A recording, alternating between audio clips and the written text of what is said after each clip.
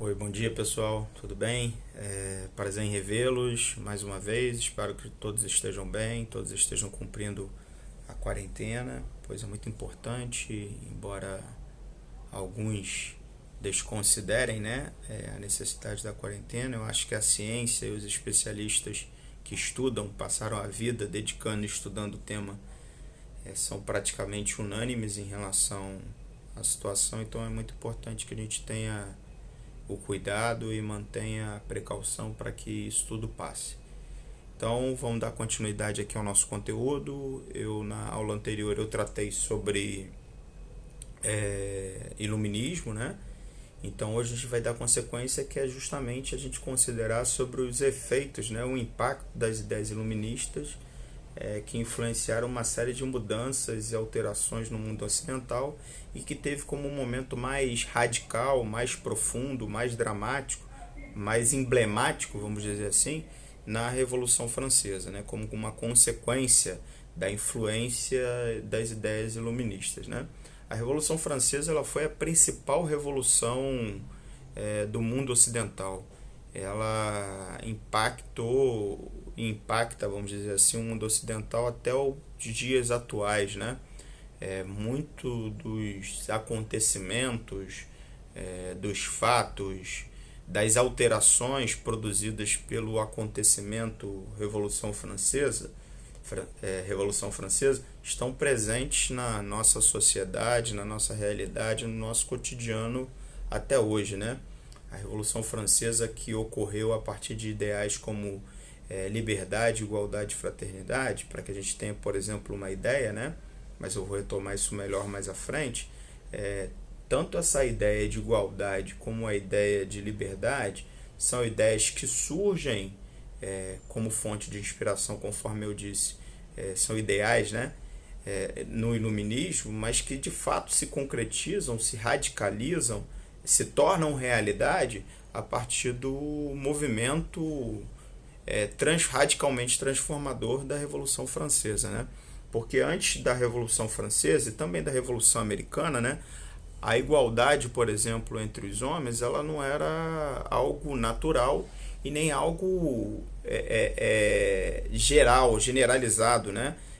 Pelo contrário, a sociedade hierarquizada, a sociedade do antigo regime, estruturada em ordens hierarquizadas, que detinham as ordens superiores, clero e nobreza detinham o clero, se estabeleciam a partir de uma desigualdade permanente, de uma desigualdade dada pela condição de nascimento, né? Então, se uma pessoa nascesse nobre, ela estaria dotada de alguns privilégios, de alguns benefícios concedidos pelo Estado, ao contrário de quem não fosse nobre, que era responsável pelo pagamento de impostos e pela sustentação daquela sociedade de exploração, vamos dizer assim, do seu trabalho.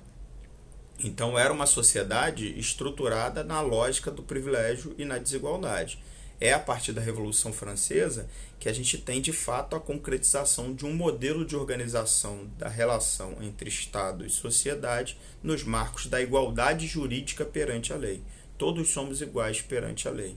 Então isso é uma mudança significativa e só se torna, vamos dizer assim, realidade ou compreensível, em alguma medida até naturalizado, a partir do advento da Revolução Francesa. Da mesma forma, a liberdade. A liberdade vem desde o Código Jurídico Romano, né, desde Roma, que era apenas uma categoria jurídica que distinguia a condição de escravo e não escravo.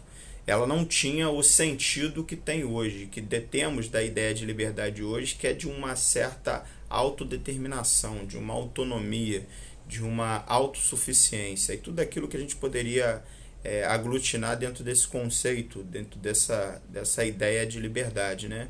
De ir e vir, de se regular, coisas do tipo, né?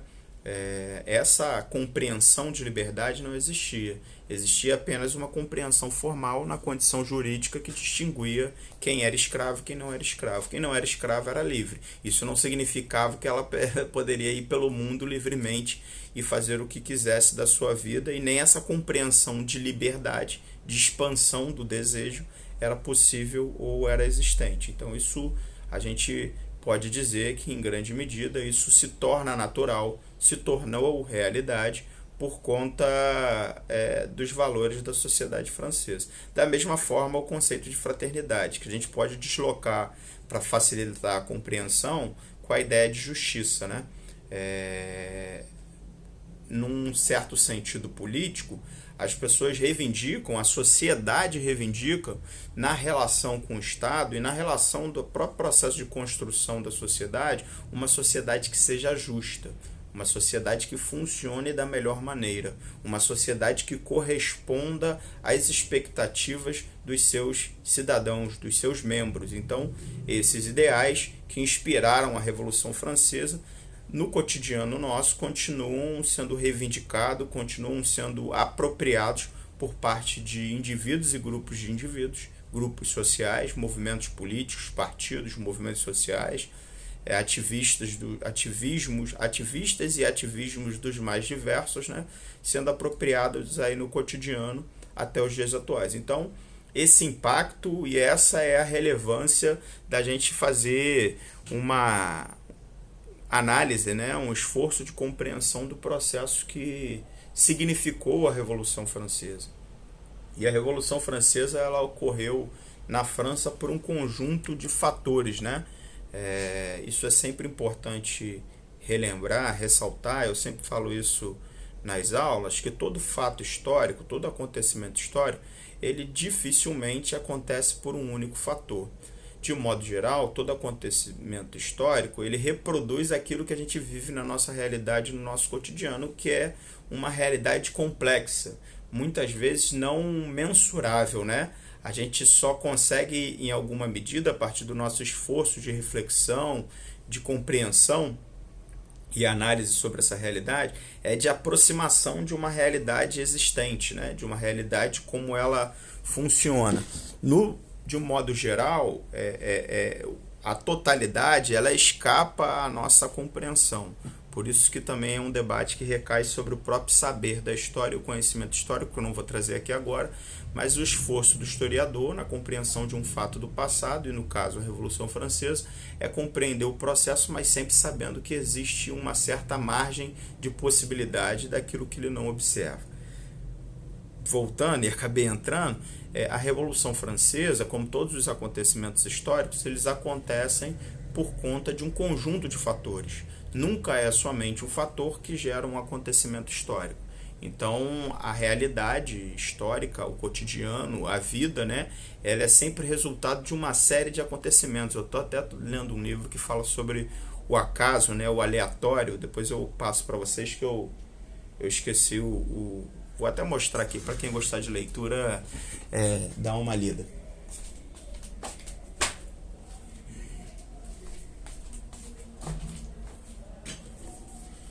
O livro tem até um nome engraçado, né? O Andar de um Bêbado, do Leonard Mlidinow, sei lá, não sei a pronúncia, mas ele fala sobre, ele é um matemático, ele fala sobre o aleatório. Então, assim, embora a nossa reflexão não esteja presa ao aleatório, é só um momento cultural, né? Não esteja preso ao aleatório, a gente está analisando determinados fatos que influenciam outros fatos, mas a gente precisa entender que, de modo geral, o acontecimento histórico é resultado de uma série de vetores, de forças que compõem, que disputam, que entram em conflito, né? Que se deslocam, que se movimentam, produzindo tendências, produzindo resultados. Então, a história ela não acontece nunca. Ela acontece, um fato histórico, ele nunca acontece por conta de um único motivo, de um único fator.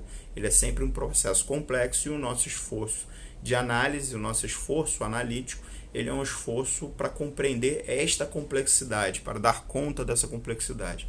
Então, a Revolução Francesa, para ela acontecer, alguns fatores contribuíram previamente para que ela pudesse ocorrer.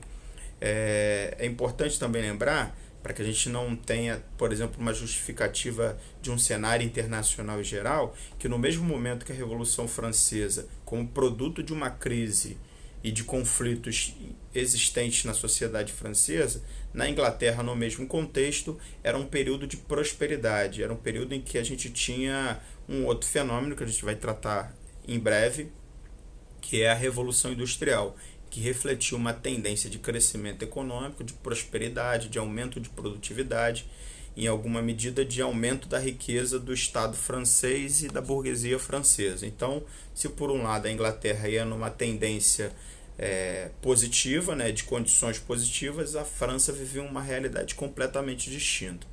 Então a França, pelo contrário, mergulhava numa grave crise financeira e econômica que culminaria na Revolução Francesa e que, por sua vez, produziria uma série de mudanças estruturais na sociedade francesa. Então, a Revolução Francesa, um dos fatores que contribuiu, era uma realidade de grande nível de endividamento do Estado francês. As contas do Estado francês estavam completamente no vermelho, o Estado francês estava completamente quebrado. Então, um dos motivos que geraram, né, esse nível de endividamento do Estado francês foi o envolvimento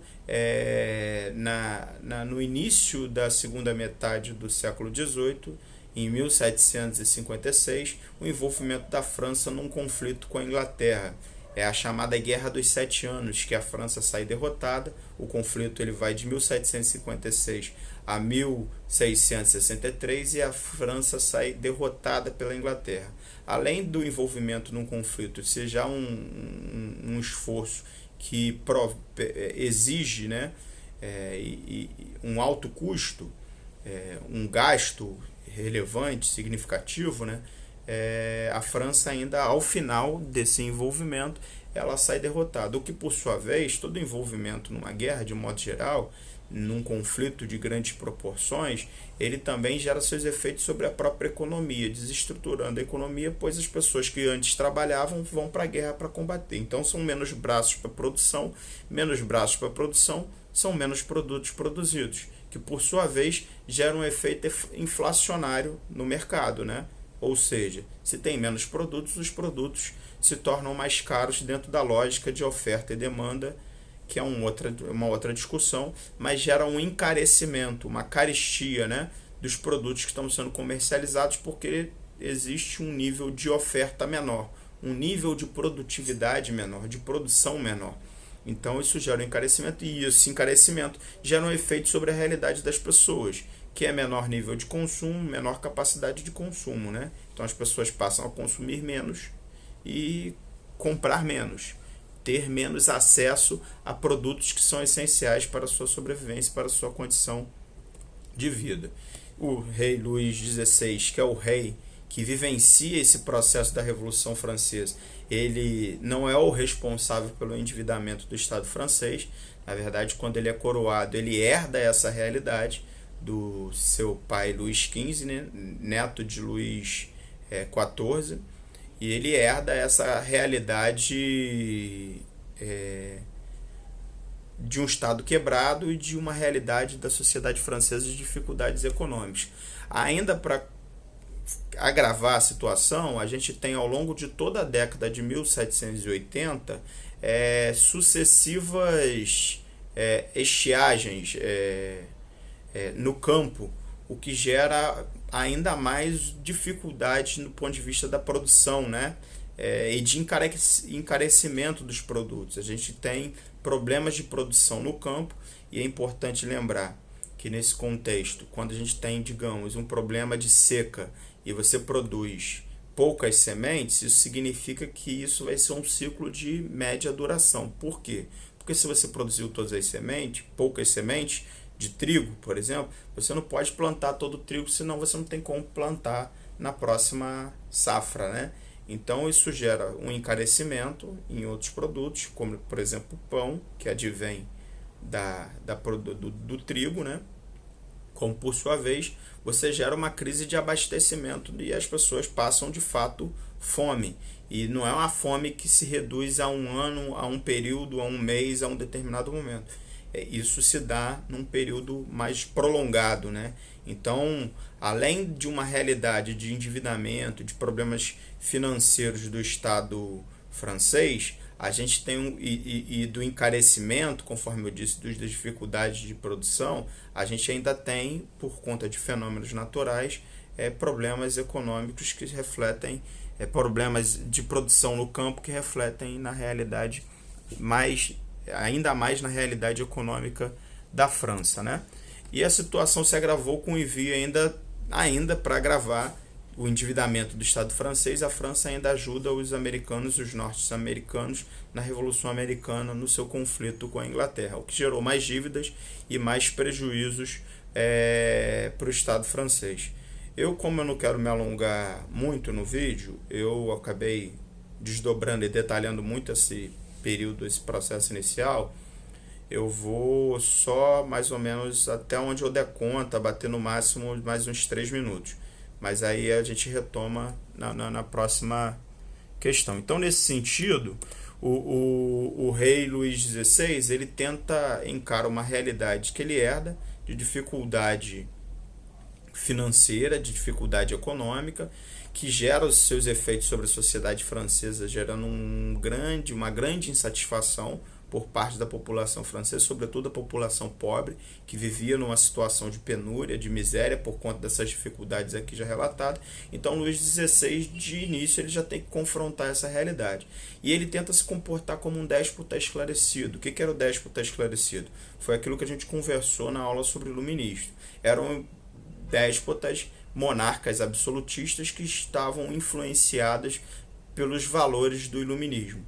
Influenciados pelos valores do iluminismo, eles buscavam racionalizar a gestão do Estado, tornar mais racional, menos pautado pela lógica da tradição, pela lógica dos hábitos, menos pautado pela lógica da religião, do pensamento religioso, e mais pautado, se aproximando da gestão do Estado, mais pautado por um pensamento racional, por um pensamento científico.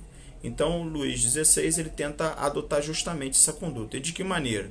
Ele propõe reformas. O que são reformas? Reformas são alterações no modo de funcionamento de um determinado governo ou de determinada lei, conforme a gente viu na reforma da Previdência e na reforma trabalhista, que os defensores da reforma acreditavam que as leis trabalhistas, conforme estavam colocadas, não se adequavam mais às exigências da nova realidade. Então eles começam, o rei Luís XVI, eles defenderam, os reformadores aqui no caso, defenderam alterações na lei, e o rei Luís XVI defendia alterações na realidade francesa, sobretudo para recuperar as condições financeiras do Estado francês. Então ele defendia uma reforma tributária, que significava na prática tanto o Estado, tanto o clero quanto a nobreza passarem a pagar impostos. Lembrando que o povo, a base da população, tendo em vista essa estrutura de sociedade do privilégio, já pagava imposto. Então a intenção inicial do rei Luís XVI era com que a nobreza e o clero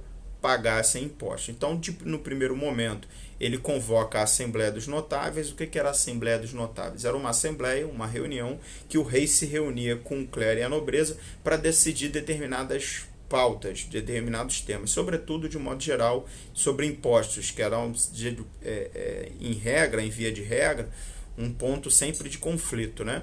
E de certo impasse entre os interesses do rei, que era a representação do Estado, e a nobreza e o clero, que participavam do Estado, mas sempre existia algum nível de divergência, de tensão, né? Só que a Assembleia dos Notáveis ela foi um fracasso justamente pela discordância do clero e da nobreza em pagarem imposto. Ambos os segmentos, ambas as ordens, não concordavam com a compreensão daquilo que o rei detinha, de que eles deveriam pagar imposto para contribuir para a superação da realidade dramática das finanças do Estado francês. Então, e aí eu vou encerrar, o rei, vendo que não seria possível um acordo somente com a nobreza e com o clero, ele, orientado pelo seu ministro das Finanças, Jacques Necker, ele resolve convocar a Assembleia dos Estados Gerais. O que é a Assembleia dos Estados Gerais? Era uma assembleia que reunia os 3 estados, as 3 ordens. Lembra daquela estrutura de uma sociedade piramidal, aquela representação, que também era uma representação hierárquica e ao mesmo tempo quantitativa, que no topo estava o rei, mas abaixo dele estava o clero, a nobreza, e na base estava o povo sustentando essa sociedade. Então, o rei ele convocava essa assembleia dos 3 estados, e aí no caso, diferente da Assembleia dos Notáveis, a burguesia, que era a representação do povo, o povo era representado pela burguesia nesses espaços, nessa assembleia, ela também participaria do debate. cada estado corresponderia a um voto, né? Então o rei, orientado pelo ministro das Finanças, Jacques Necker, ele convoca essa assembleia. E essa assembleia ela é fundamental para a gente compreender a Revolução Francesa, porque é ela que dá início ao processo revolucionário. É por conta dela, né, que se tem o início do processo revolucionário na França. Mas a gente vai estar retomando isso na próxima aula, tá? Aí eu vou começar já a partir da Assembleia dos Estados Gerais e passando um pouco um panorama do que ela foi, passando para os momentos seguintes. É importante ressaltar também que a Revolução Francesa ela se divide em 3 fases, né? Então ela tem a primeira fase, que é esse período até a Assembleia, até a Ascensão Jacobina, depois o período Jacobino, e depois do período Jacobino é o período dos girondinos até a ascensão de Napoleão Bonaparte, né? Então, mas isso tudo eu vou entrar em detalhe, eu estou tentando acelerar aqui para a gente concluir. Pessoal, fiquem com Deus, todos se mantenham em casa. Eu vou passar um pequeno exercício novamente sobre esse período inicial prévio, né, à Revolução Francesa, só para a gente fazer o protocolo correto das nossas atividades. Beleza, pessoal? Um grande abraço.